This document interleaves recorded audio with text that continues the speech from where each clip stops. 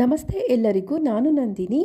Welcome back to my YouTube channel. ಇವತ್ತಿನ ವಿಡಿಯೋದಲ್ಲಿ ನಿಮ್ಮ ಹತ್ರ ಸ್ಮಾರ್ಟ್ಫೋನ್ ಆಗಿರ್ಬೋದು, ಇಲ್ಲ ಕೀಪ್ಯಾಡ್ ಫೋನ್ ಆಗಿರ್ಬೋದು, ಈ ಮಾಹಿತಿನ ತಿಳ್ಕೊಬೇಕಾಗುತ್ತೆ. ಯಾಕೆಂದರೆ telephone regulatory authority of India ಕೆಲವೊಂದು ಚೇಂಜಸ್ನ ಟೆಲಿಕಾಂ ಕಂಪನಿಗಳಿಗೆ ಅಂದರೆ ರೀಚಾರ್ಜ್ ಪ್ಲ್ಯಾನ್ಗಳ ಮೇಲೆ ಇವಾಗ ಬದಲಾವಣೆಯನ್ನು ತರಬೇಕು ಅಂತ ಒಂದಷ್ಟು ರೂಲ್ಸನ್ನು ಮಾಡಿದೆ.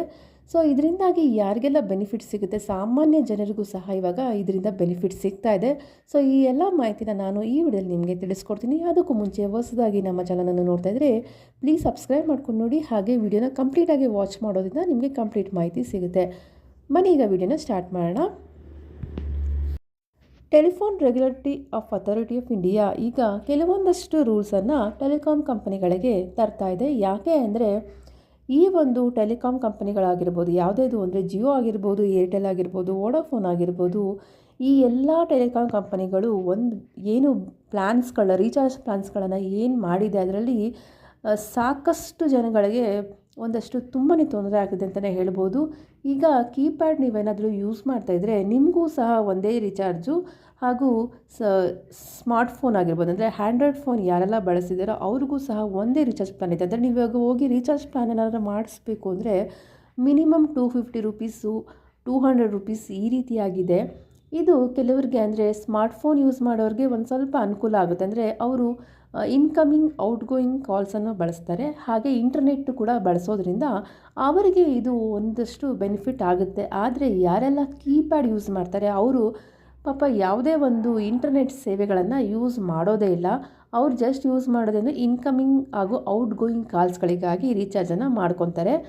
ಅದಕ್ಕಾಗಿ ಸರ್ಕಾರದವರು ಏನು ಮಾಡ್ತಿದ್ದಾರೆ ಅಂದರೆ ಇಂಥವ್ರಿಗೆ ಒಂದು ಬೇರೆ ಬೇರೆ ಪ್ಲ್ಯಾನ್ಸನ್ನು ಕೊಡಿ. ಅಂದರೆ ಇನ್ಕಮಿಂಗ್ ಆಗಿರ್ಬೋದು, ಔಟ್ಗೋಯಿಂಗ್ ಯಾರು ಯೂಸ್ ಮಾಡ್ತಾರೆ ಅವ್ರಿಗೆ ಬೇರೆ ಪ್ಲ್ಯಾನ್ಸ್ ಕೊಡಿ.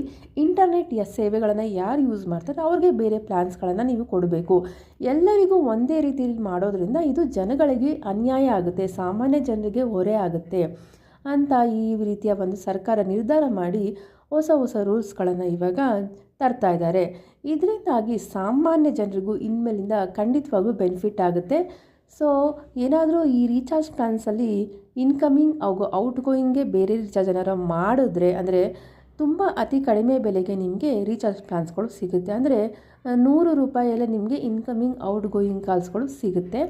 ಹಾಗೆ ಇಂಟರ್ನೆಟ್ ಬಳಸೋರಿಗೆ ಬೇರೆ ರೀಚಾರ್ಜ್ ಪ್ಲ್ಯಾನ್ಸ್ಗಳು ಬರುತ್ತೆ. ಹೀಗಾಗಿ ಈ ರೀತಿಯ ಡಿವೈಡ್ ಮಾಡೋದ್ರಿಂದ ಬಹಳಷ್ಟು ಅನುಕೂಲ ಆಗುತ್ತೆ. ಅದರಲ್ಲೂ ಕೆಲವ್ರಿಗಂತೂ 2 ಫೋನ್ಗಳನ್ನು ಇಟ್ಕೊಂಡಿರ್ತಾರೆ. 2 ನಂಬರ್ಗೂ ರೀಚಾರ್ಜ್ ಮಾಡಿಸ್ಬೇಕಂದ್ರೆ ತಿಂಗಳಿಗೆ ₹500 ತೊಗೊಳ್ಬೇಕಾಗುತ್ತೆ.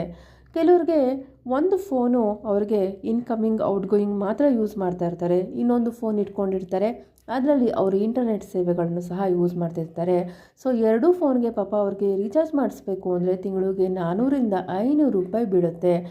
ಇದಕ್ಕೆ ಈ ಬರೀ ರೀಚಾರ್ಜ್ ಪ್ಲ್ಯಾನ್ಸ್ಗಳಿಗೆ ₹400-500 ಹೊಟ್ಟೋದ್ರೆ ಜೀವನ ಮಾಡೋದು ಸಹ ಸಾಮಾನ್ಯ ಜನರಿಗೆ ನಿಜವಾಗ್ಲೂ ಕಷ್ಟದ ಸಂಗತಿಯಾಗಿದೆ.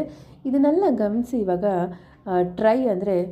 Telephone regulatory authority of India ಇವಾಗ ಬದಲಾವಣೆ ತರಲೇಬೇಕು ಅನ್ನೋ ಒಂದು ರೂಲ್ಸನ್ನು ತಂದಿದ್ದಾರೆ. ಸೊ ಇದರಿಂದಾಗಿ ಮುಂದಿನ ದಿನಗಳಲ್ಲಿ ರೀಚಾರ್ಜ್ ಪ್ಲ್ಯಾನ್ಗಳಲ್ಲಿ ಬದಲಾವಣೆ ಆಗಲಿದೆ ಹಾಗೂ ನಿಮಗೆ ಕಮ್ಮಿ ದುಡ್ಡಲ್ಲಿ ಸಹ ನೀವು ರೀಚಾರ್ಜ್ನ ಮಾಡ್ಕೊಳ್ಬೋದಾಗಿದೆ.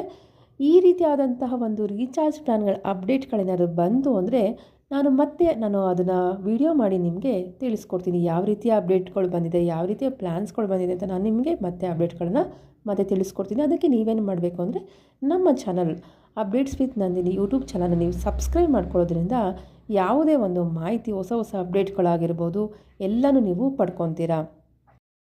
ಈ ಮಾಹಿತಿ ನಿಮಗೆ ಸ್ವಲ್ಪ ಆದರೂ ಯೂಸ್ಫುಲ್ ಆಗಿದೆ ಅನಿಸಿದ್ರೆ ಲೈಕ್ ಮಾಡಿ ಹಾಗೂ ಎಲ್ಲರಿಗೂ ಶೇರ್ ಮಾಡಿ. ಮತ್ತೆ ಮುಂದಿನ ವಿಡಿಯೋದಲ್ಲಿ ಸಿಗೋಣ. ವಿಡಿಯೋ ನೋಡಿದ್ದಕ್ಕಾಗಿ ಧನ್ಯವಾದಗಳು.